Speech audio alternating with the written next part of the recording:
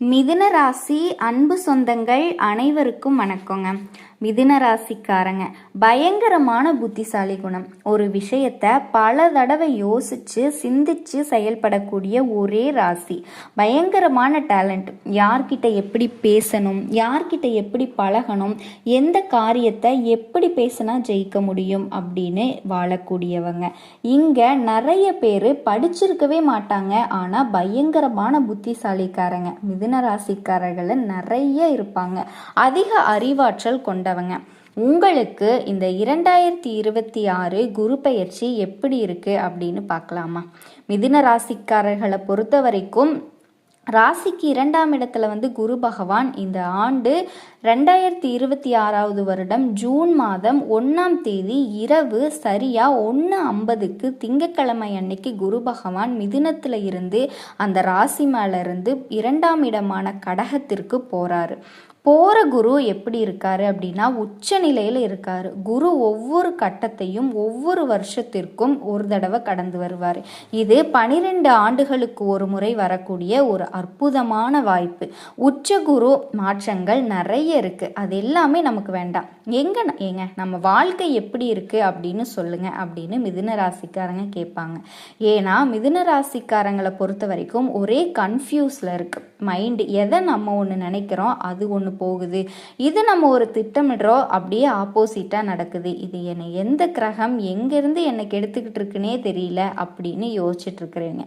சுய ஜாதகத்துல நடக்கிற தசா புத்தி இதை தீர்மானிக்குது. ஏன்னா மிதுனத்திற்கு ஒரு கன்ஃபியூஸ் ஸ்டேஜ். அதை இவங்க கண்ட்ரோல் பண்ணால் மிதுன ராசிக்காரர்கள் அதை சரியாக பயன்படுத்திக்கிட்டவங்க. அந்த டபுள் மைண்ட் சிங்கிள் மைண்டாக மாற்றினா அது மிதுன ராசிக்காரங்க மிகப்பெரிய வெற்றியாளர்களாக அவங்களினுடைய அறிவை பயன்படுத்தியே மேலே வந்திருக்காங்க. அதுக்கு முக்கியமான ஒரு அமைப்பே பார்த்தீங்கன்னு சொன்னால் குரு தான். என்னதான் மிதுனத்திற்கு குரு ஒரு ஆகாத கிரகம் அப்படின்னு சொல்லுவோம். எப்படின்னா ராசியாதிபதி புதன் பகவான் போய் மீனத்துல தான் நீச்சம் அப்படிங்கிற நிலைப்படுறாரு. அப்போ மிதுனத்திற்கு கேந்திர அதிபதி தோஷத்தை குரு கடுமையா கொடுத்து ஜாதகத்துல உக்காந்துருந்தாரு அப்படின்னு சொன்னா நிறைய வாழ்க்கையில குழந்தைகள் இழப்பு, செல்வ இழப்பு, அவமானங்களை, திருமணமான தம்பதிகள் பிரிவு, திருமணம் ஆகாம இருக்கிறது, திருமணமே எங்களை விட்டு பிரிஞ்சிருச்சு, திருமணம் அப்படிங்கிற ஒரு லைனே எங்க வாழ்க்கையில் இல்லை அப்படிங்கிற மாதிரி எல்லாம் மிதுன ராசிக்காரர்கள் நம்ம கஷ்டப்படுறத பார்க்குறோம். அப்போ மிதுனத்திற்கு அந்த குரு பகவானினுடைய அமைப்பு யாரு அப்படின்னு பார்க்கும்போது 7-10 குடையவனா முக்கியமா தொழில் கிரகமா அவர் வந்துடுறாரு. களத்திர வாழ்க்கை கிரகமாகவும் குரு வர்றாரு. ஆனா அந்த குருவோட நட்சத்திரமான புனர்பூச நட்சத்திரம் மிதுனத்துல இருக்கு. அதே மாதிரி மிதுனத்திற்கு ஆதிக்க கிரகம்னு சொல்லக்கூடிய புதன் பகவானினுடைய ரேவதி நட்சத்திரம் 4 பாதங்களும் அந்த மீனத்துல குருவினுடைய மற்றொரு வீட்டில் இருக்கு. அப்படி இருக்கும்போது இந்த இடத்துல சார பரிவர்த்தனை அப்படின்னு ஒரு அமைப்பு இருக்கு. ஸோ மிதுன ராசிக்காரர்களுக்கு அந்த பயிற்சி அப்படிங்கிறது அவங்களுக்கு இருக்கிற நிலையை பொறுத்து தான் அது யோகம் அப்படிங்கிறத சொல்றோம்.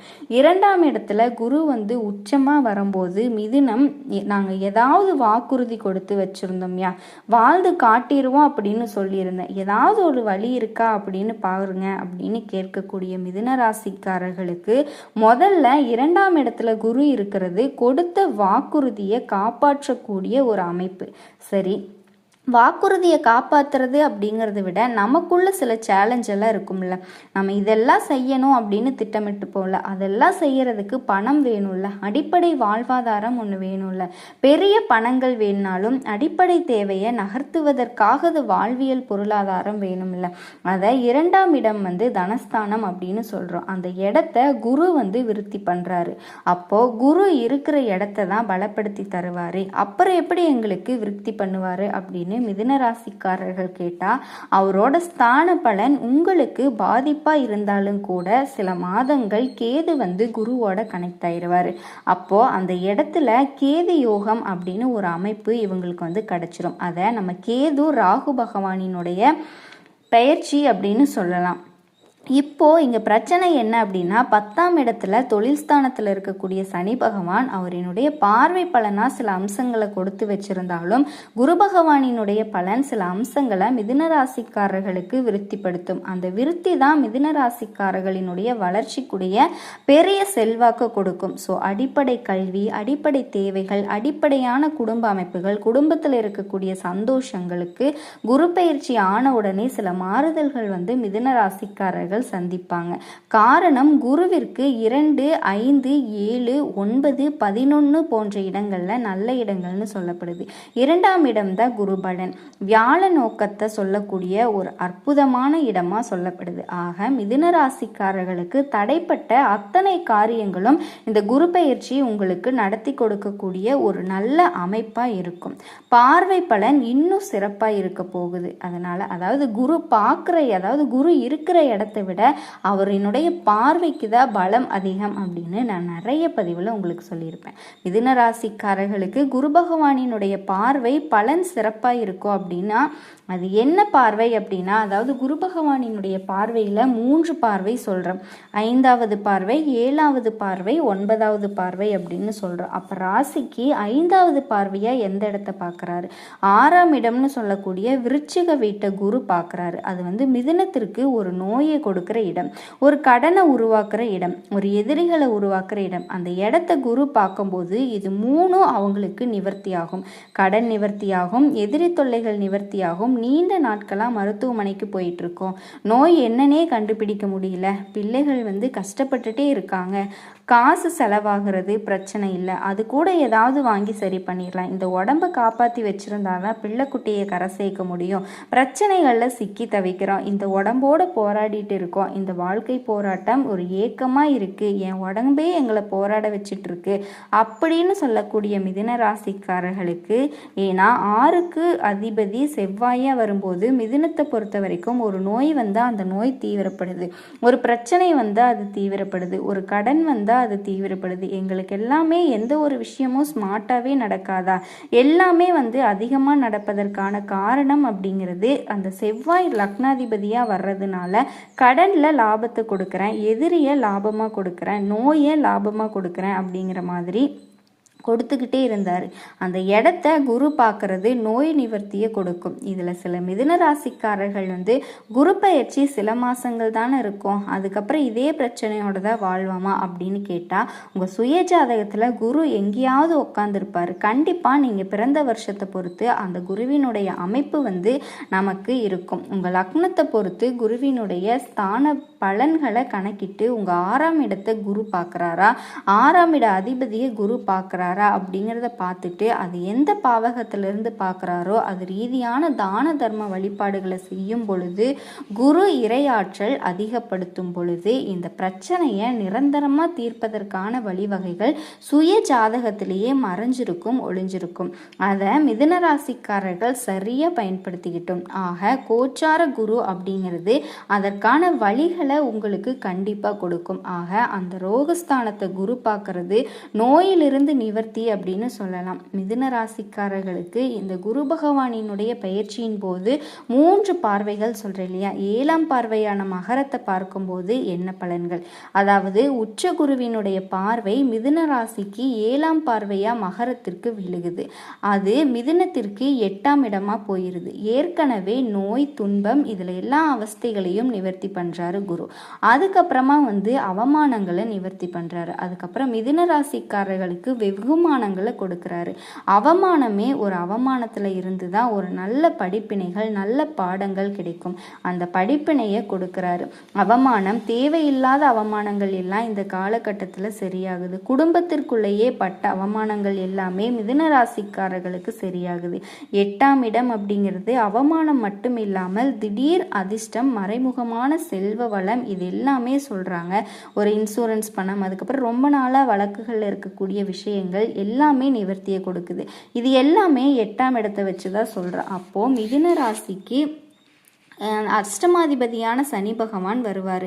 அவரே பாக்கியாதிபதியாகவும் சனி பகவான் வர்றாரு. அப்போ அஷ்டம பாக்கியாதிபதியாக சனி பகவான் வந்து அந்த அஷ்டம பாக்கியாதிபதினு சொல்லக்கூடிய சனி பகவானை உச்ச குரு பார்த்துக்கிறாரு. ஆக மீனத்தில் இருக்கக்கூடிய சனீஸ்வரனையும் குரு பார்க்குறாரு. மிதுன ராசிக்கு அந்த மகர வீடான சனி பகவானினுடைய வீட்டையும் குரு பார்க்குறாரு. அப்போ டபுள் ப்ராஃபிட் இவங்களுக்கு கிடைக்குது. அந்த நேரத்தில் தான் நாங்கள் வந்து ரொம்ப நாளாக வச்சுக்கிட்டு இருந்த ஒரு இன்வெஸ்ட்மெண்ட், ரொம்ப நாளாக வர வேண்டிய பணங்கள், தீராத கடன்கள், தீராத நோய்கள், தீராத அவமானம், தீராத பழிச்சொல், இது எல்லாமே மிதுன ராசிக்காரர்களுக்கு அப்படியே நிவர்த்தி ஆகக்கூடிய ஒரு காலகட்டமாக வந்து மிதுன ராசி அன்பு சொந்தங்கள் அனைவருக்கும் வணக்கங்க. மிதுன ராசிக்காரர்களே, நீங்கள் வாழ்க்கையில் எனக்கு எப்பயாவது நல்லது நடந்துராதா, எப்படியாவது நான் தப்பி தவறியாவது ஏதாவது ஒரு நல்லது நடந்துராதா அப்படின்னு ஏங்கிக்கிட்டு இருக்கீங்க இல்லையா? மிகப்பெரிய அளவில் உங்களினுடைய வாழ்க்கையில் மிக முக்கியமான நாட்களாக இருக்க போகுதுங்க. அதாவது இப்போ உங்களுக்கு ஒரு விஷயம் நிச்சயமாக நடக்கும். அதை நீங்கள் முதல்ல பார்க்கும்போது இதால் நமக்கு என்ன பெருசாக முன்னேறிட போகிறோம் இந்த விஷயம் அப்படின்னு, இந்த விஷயம் என்ன ஒரு மாற்றத்தை பெருசாக கொண்டு வந்துட போகுது அப்படின்னு சாதாரணமாக நினைப்பீங்க. மிகப்பெரிய அளவில் வாழ்க்கையை திசை திருப்பக்கூடிய அளவுக்கு சில விஷயங்கள் வந்து இப்போ உங்களுக்கு நடக்க போகுது. இந்த காணொலியை எந்த ஒரு இடத்துலையும் பாதியில் நிறுத்திடாதீங்க. நீங்கள் ஏற்கனவே கவனிச்சிருப்பீங்க, அதாவது சில நாட்களாகவே உங்களினுடைய மனசு நிம்மதியே இல்லாமல் ஏதோ ஒரு விஷயத்தை பற்றி யோசிச்சுக்கிட்டே இருக்கக்கூடிய ஒரு நிலைமையில் இருக்கும். அதாவது நீங்கள் என்னதான் திரும்ப திரும்ப யோசித்தாலுமே எதுவுமே மாற போகிறது கிடையாது. நீங்கள் முன்னேறி ஒரு அடி எடுத்து வச்சா 1000 விஷயங்கள் மாறும். இப்போ உங்களுக்கு உள்ளுக்குள்ளே இருக்கக்கூடிய குணந்தாங்க உங்களை மிகப்பெரிய பாதையில் நடக்க வைக்க போகுது.